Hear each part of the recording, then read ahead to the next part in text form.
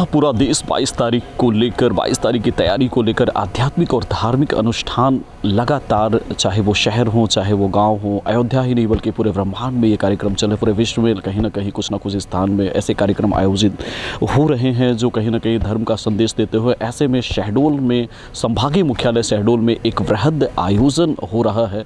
हमारे साथ आचार्य श्रीकांत त्रिपाठी जी हैं और आपको बता दें कि यहाँ पे 22 तारीख के पूर्व का जो ये कार्यक्रम है, जहाँ पे हर दिन हज़ारों की तादाद में यहाँ पे श्रद्धालु आते हैं और एक संदेश, समाज को एक बेहतरीन धार्मिक संदेश देते हुआ कार्यक्रम है। आइए आचार्य जी से बात करते हैं। आचार्य जी, किन उद्देश्यों को लेकर ये आयोजन यहाँ पे हो रहा है और 22 तारीख को लेकर समाज को क्या संदेश देना चाहेंगे? सबसे पहले जय श्री राधे, जय श्री श्याम। आज नगर शहडोल में ये श्री राम महायज्ञ और श्रीमद् भागवत कथा एवं श्री राम कथा का भव्य आयोजन जो किया जा रहा है, विशेष रूप से अयोध्या में चल रहे श्री रामलला सरकार की प्राण प्रतिष्ठा के उपलक्ष्य में ही ये कार्यक्रम किया जा रहा है। और कहें तो हम हिंदुओं के लिए ये 22 तारीख त्रेता का युग है। एक तरह से आज हमारे राम हजारों साल बाद अपने महल में विराजने जा रहे हैं, तो कि हिंदुओं के मन में इतनी प्रसन्नता है कि घर घर दीप प्रज्वलित होना है। कोई हवन कर रहे हैं, कोई राम कथा कर रहे हैं, कोई भागवत कथा कर रहे हैं, कोई भजन, कोई कीर्तन। तो मन में आया क्यों ना नगर शहडोल को भी अयोध्या बनाया जाए, क्योंकि सब लोग अयोध्या तो पहुंच नहीं सकते हैं और भीड़ भी इतनी है, व्यवस्थाएं भी, अगर कहीं इतनी ज़्यादा भीड़ होगी तो अव्यवस्थाएं भी हो सकती हैं। तो उसके चलते दूसरी बात, सबकी सामर्थ्य भी नहीं कि वहाँ तक पहुँच जाएँ। तो मन में प्रेरणा लगी कि नहीं, रामलला की प्राण प्रतिष्ठा के उपलक्ष्य में कुछ आयोजन यहाँ रखा जाए। तो हम लोगों ने श्रीमद् भागवत महापुराण, श्री राम कथा एवं श्री राम महायज्ञ का विशेष आयोजन रखा है और इसमें सभी लोग आनंदित हो रहे हैं। बड़ी धूमधाम से कलश यात्रा 14 तारीख को हम लोगों ने निकाली यहाँ से और 14 तारीख से लेकर के 22 तारीख तक ये आयोजन चल रहा है। तो इसमें सभी भक्त लोग खूब आनंद ले रहे हैं। बिल्कुल, कहा जाता है आचार्य जी, कहा जाता है कि राम जी आ रहे हैं, लेकिन आपने भी महसूस किया होगा कि जो राम पूरे राजकाज को ठुकरा के वो पुनः वनवास पर चले जाते हैं, ऐसे में अयोध्या नगरी में मतलब एक आलीशान मंदिर पे वो विराजने जा रहे हैं। आपको क्या लगता है, क्या अपेक्षाएं होगी? हमारी अपेक्षाएं राम से तो है, लेकिन राम की अपेक्षाएं समाज से क्या होगी, हिंदुस्तानियों से क्या होगी, सनातनियों से क्या अपेक्षा होगी राम की? देखो, वैसे श्री रामचरितमानस को आप देखेंगे तो सबसे पहले लिखा है श्री राम चरित और मानस, यानी 3 कड़ियाँ उसमें लिखी हैं। ऊपर है श्री राम, बीच में है चरित और नीचे है मानस, यानी ये 3 सीढ़ियाँ हैं। मानो श्री राम सबसे ऊपर है, बीच में है चरित्र और सबसे नीचे है मानस। यानी श्री राम जी कहते हैं, अरे दुनिया वालों, अगर कहीं मुझसे मिलना है तो चरित्र रूपी सीढ़ी को पार करके आना पड़ेगा। और हाँ, अगर कहीं श्री राम भी चाहें तो उन्हें भी चरित्र रूपी सीढ़ी को पार करके मानस से मिलने आना पड़ेगा। व्यक्ति के जीवन में प्रधानता है तो केवल चरित्र की प्रधानता है, वैसे ही श्री राम जी के जीवन में प्रधानता रही तो चरित्र की प्रधानता रही। और वो भी मानो यही संदेश हम सबको छोड़ रहे हैं कि व्यक्ति के जीवन में संघर्ष कितना भी आ जाए, संघर्ष कितना भी, उससे घबराना नहीं चाहिए। अंत में विजय उसी की होती है। तो संघर्ष भले ही कितना भी हुआ हो, लेकिन विजय मेरे राम की ही हुई है। बिल्कुल, राम की विजय है, सनातनी की विजय है, भारत का विजय। हमारे साथ युवा कथा वाचिका शीघ्रता त्रिपाठी जी भी आई, उनसे भी बात करते हैं। शीघ्रता जी, पहले तो बहुत बहुत बधाई हो ये कुशल आयोजन के लिए, धार्मिक अनुष्ठान के लिए आयोजन से उतने दूर से आकर शहडोल वासियों के अंदर धार्मिक भावना, किस तरीके से ये आयोजन अनुष्ठान, उसके लिए ढेर सारी बधाइयाँ।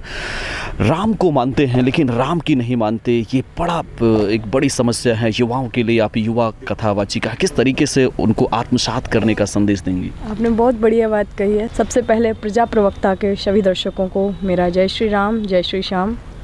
और आपने बहुत अच्छा प्रश्न पूछा कि आज का व्यक्ति राम जी को तो मानता है पर राम जी की नहीं मानता है। और सिर्फ राम को मानने से भी काम नहीं चलेगा, क्योंकि हम लोग जितना राम को मानते हैं उतना राम की मानना भी बहुत ज़्यादा आवश्यक है। क्योंकि राम ने तजाता राज मात पितु के काज, तुम मात पितु धूल में मिलाते हो। राम ने किरात कोल भील को लगाया कले, तुम उन्हें नीच कह ठुकराते हो।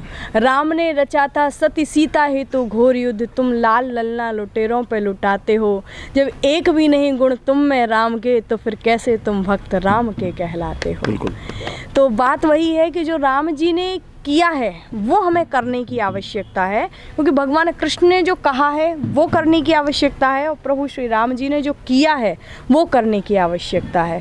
और आज ये जो 22 जनवरी का दिन है, ये हमारे लिए, हम सनातनियों के लिए, मुझे लगता है 26 जनवरी हमारे लिए बहुत बड़ा दिन था, लेकिन ये उससे भी बड़ा दिन, उससे भी बड़ा उत्सव, दिवाली के त्यौहार से भी बहुत बड़ा उत्सव ये हम सभी सनातनियों के लिए है।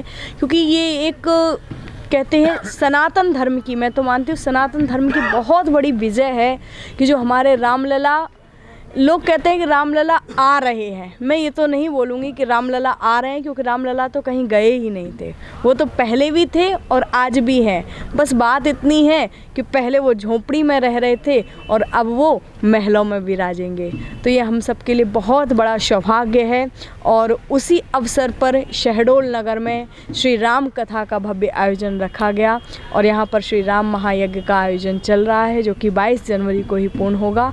और 22 जनवरी को प्रतिदिन वैसे तो हवन यहाँ पर होता ही है, 22 को पूर्णाहुति और महा बड़ा भंडारा यहाँ पर रहेगा। राम मंदिर में आ रहे हैं, इतना उल्लास है, पूरे विश्व में उल्लास है, हर्ष है। वो दिन कब आएगा जब राम हर किसी के हृदय में आएंगे? वो कैसा वक्त होगा? और आखिर राम को आने के लिए वैसी कैसी तैयारियों की ज़रूरत है जबकि राम आ जाएं, हर किसी के हृदय में आ जाएं? वो तो बड़ा दिन होगा।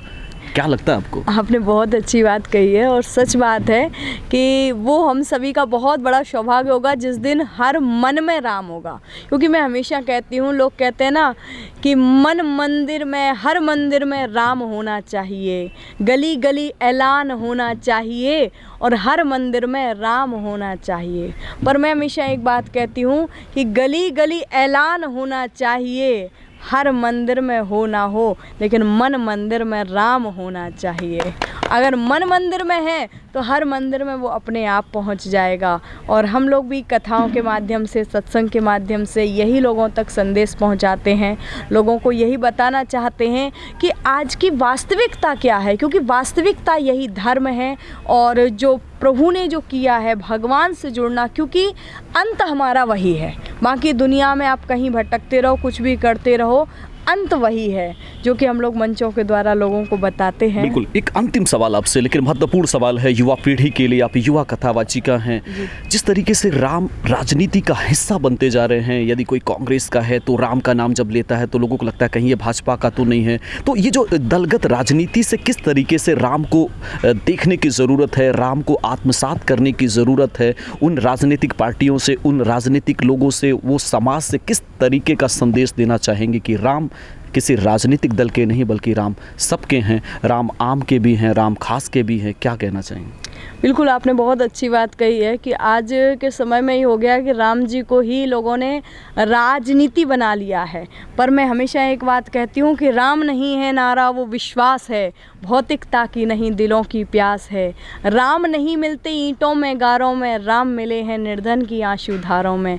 राम मिले हैं वचन निभाती आयु को, राम मिले हैं घायल पड़े जटायु को। राम मिले हैं पंचवटी की छाँव को, राम मिले हैं अंगद वाले पाँव को।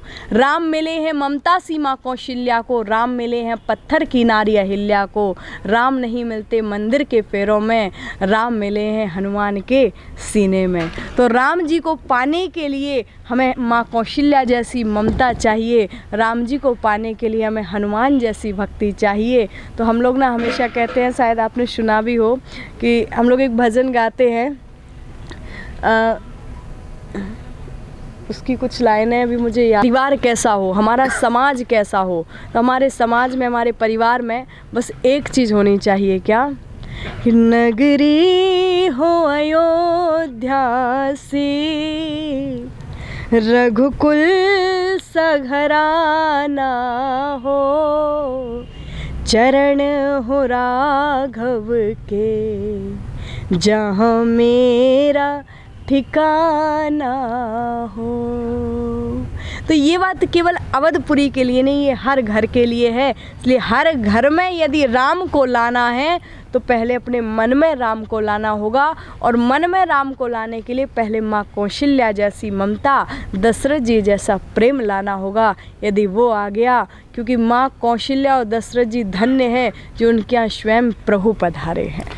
बिल्कुल, तो आप समझ सकते हैं मर्यादा पुरुषोत्तम श्री राम के आदर्शों, उनके जीवन पर चलना है तो कहीं ना कहीं हम राम को नहीं राम की माने। और निश्चित रूप से जिस तरीके का 22 तारीख की तैयारी को लेकर लगातार आप देख सकते हैं धार्मिक अनुष्ठान चल रहे हैं, ऐसे आयोजन चल रहे हैं और एक बेहतर संदेश दिया जा रहा है, चाहे वो संत हो, महात्मा हो, कथावाचक हो, लगातार समाज को एक बेहतरीन संदेश देते हुए कि राम को यदि अपने जीवन में लाना है, राम को आत्मसात करना है, राम को बोधात्मक भाव से उन्हें अपने जीवन में अंगीकार करना है, तो कहीं ना कहीं राम को मानने के साथ साथ राम की भी मानने की ज़रूरत है।